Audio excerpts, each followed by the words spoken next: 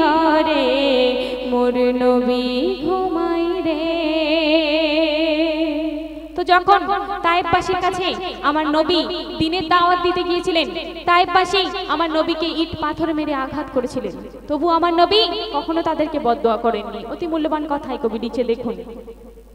তায়েফবাসীর কাছে যখন আমার নবী গেল, ইট পাথর মেরে নবীর রক্ত ঝরিয়ে দিল।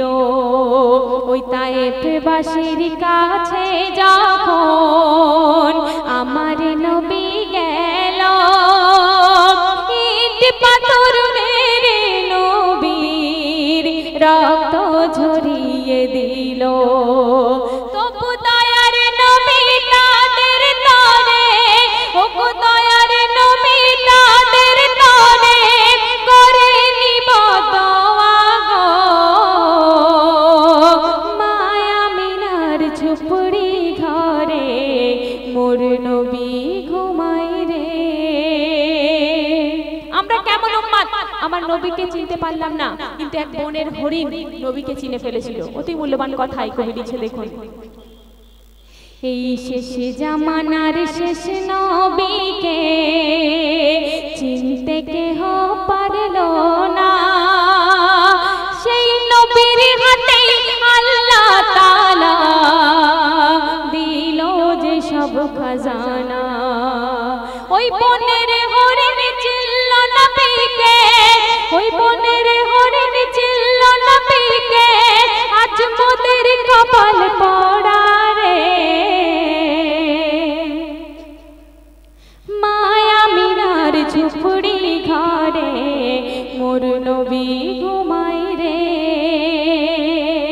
মায়া মিনার ঝুপড়ি ঘরে মোর নবী ঘুমাই রে।